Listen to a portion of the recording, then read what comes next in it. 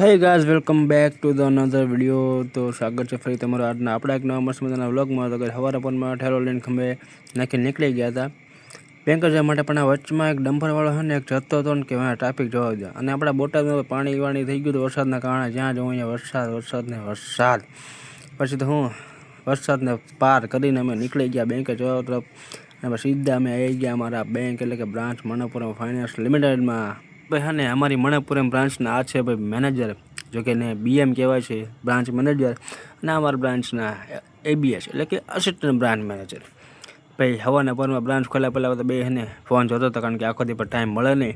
અને ABS કે ભાઈ ટાઈમ થઈ ગયો છે, હવાનો થઈ ગયો, આપણે એને બ્રાન્ચ ખોલી નાખી. કીધું ખોલી નખાય, રાહ ન જોવાય, બરાબર છે. બ્રાન્ચ ખોલીને તો ખબર નહીં અચાનક અને અમારા બ્રાન્ચમાં બધા સ્ટાફ ક્યાંથી અચાનક ઘૂસી ગયા. જોકે નીચે તો ઓછા થતા હવે, પણ ખુલતા તરત ક્યાં ઘૂસી ગયા ખબર જ ન રહી. આમ સીધા પંચિંગ કરવા લાગી ગયા. અને મેં પંચિંગ કરી નાખ્યું. પંચિંગ કરવામાં રાહ જોવાની, કારણ કે પંચિંગ ન કરી તો સેલરી નું આવે. પંચિંગ કરીને સીધા મને હોટાડી દીધો કામે.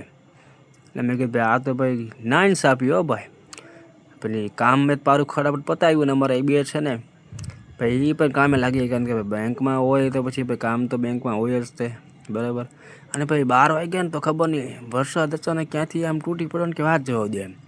પાળિયાદોડામાં બે જે ડેપો છે ને ત્યાં તો ભાઈ ગજબનો વરસાદ એમ, વાત જોઈ દે. પાણી જ્યાં તો એમ પાણી, પણ અમારી ગાડી ત્યાં આમ લાગતું પાણી ભરાય નહીં તો સારું.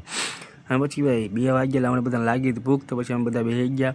અમારે ABS સાહેબ હતી, BH સાહેબ હતી, અને અમારા જે ગોલ્ડ લોનના જે સ્ટાફ હતા બધા ખાવા બેસી ગયા કે ભૂખ લાગી છે, વરસાદ આવે ગજબનો. એટલે ભૂખ લાગી ખતરનાક, તો રહેવાશે નહીં ભાઈ. હાલો ભાઈ ખાઈ નાખીને અમારે BH સાહેબ ને ટિફિન માથે મસ્ત મજાના ઢોકળા લાવ્યા હતા.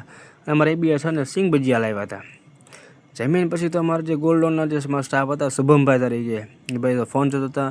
અને પછી અચાનક ને એની મસ્કરી કરવા લાગી ગયા ભાઈ. અમારા ગોલ્ડ લોનના અધર જે મતલબ મિત્રો છે, સાથીદારો, એની મસ્કરી કરવા લાગી ગયા. અને મસ્કરી કેવી ખબર હે, વાત જવા દે એમ, સહન ન થાય એવી. પછી 6 વાગ્યા એટલે હું મારો હિસાબ કરવા માંડ્યો ક્લિયર ને, કારણ કે જવાનું સીધું ઘરે. તો ભાઈ અમે પહોંચી ગયા છીએ ક્યારના ઘરે. અને ટ્યુશનથી લઈને આવતો રહ્યો ને ભાઈ જો હાથ ધોવા માંડ્યા છે. અને હાથમાં કેમ આટલું બધું વાદળી હાથ છે કે શેમ્પુ નાખ્યું છે? તે હાથ ધોતી વખતે શેમ્પુ નાખવાનું હોય. અને આ શર્ટ કેમ બગડ્યું આટલું બધું આગળ? હે શર્ટ કેમ આટલું બધું બગડ્યું એમ કહો? કઈ પેન હતી? જેલ પેન હતી તો હાદી પણ આટલા બધા લીટર ન પડે અંદર. અને સાહેબ પાટો માર્યું એમ? કયા સાહેબ પાટો માર્યું? આમ કરતો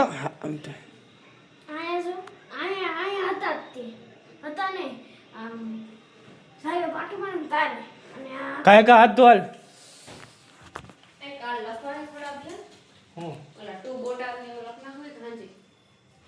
ખાલી 2 બોટલ એમ લખીને. હા તો ભાઈ દીવાબત્તી પણ થઈ ગયા જો. મોકને અત્યારે ડ્રેગન ફૂડ અમારી હાથ પેઢી કોઈ નથી ખાતું ડ્રેગન ફૂડ ને. મને 8મી પેઢી ડ્રેગન ફૂડ ખાઈ.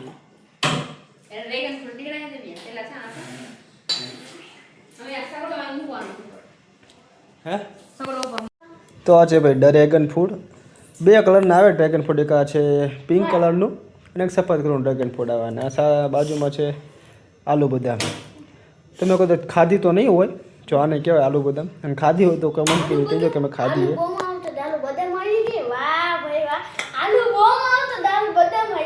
આલુ બદામ તો કીધું મેં. એવું ચોકલેટ આવે તો આ ભાઈ આલુ બદામ કહેવાય. આને થોડીક ને ખાટી આવે અને અમુક ગળી, હા થોડી ખાટી આવે ને અમુક ગળી હોટલ આવે. હા ને ઓકે. તો આ જો ડ્રેગન ફ્રૂટ છે, 2 વધ્યા અમારા ભાગના, વધેલા કટેલા.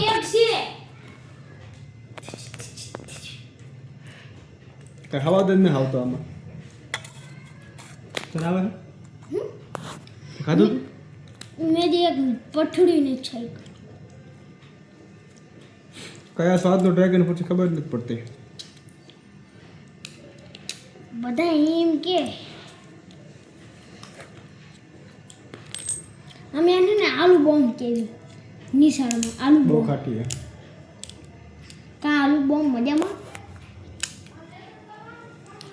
એવું ગામ સારું ગમ ને અને પછી 9 વાગ્યા એટલે અમને બધાને લાગી હતી ભૂખ અને આજ પ્રોગ્રામ હતો બહાર જમવા જવાનો. એ માટે અમે બધા ફેમિલી સાથે આવી ગયા બહાર જમવા. ક્યાં ખબર છે?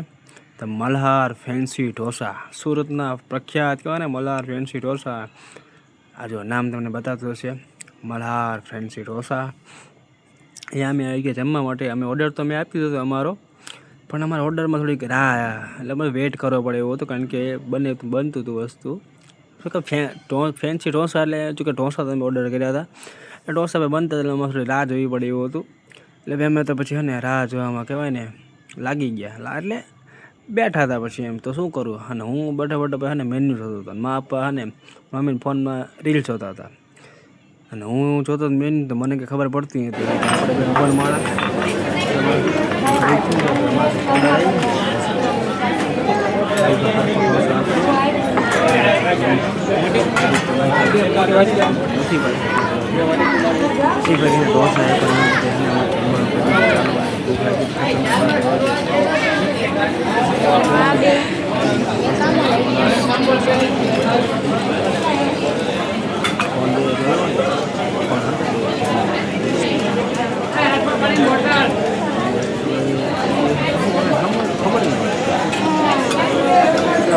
તો બધી કંઈ તો પેટ પૂજા કરીએ બધું પેટ પૂજા કરીએ છીએ. પેટ પૂજા કરી ગયા ને મતલબ થઈ જવાનું બરાબર.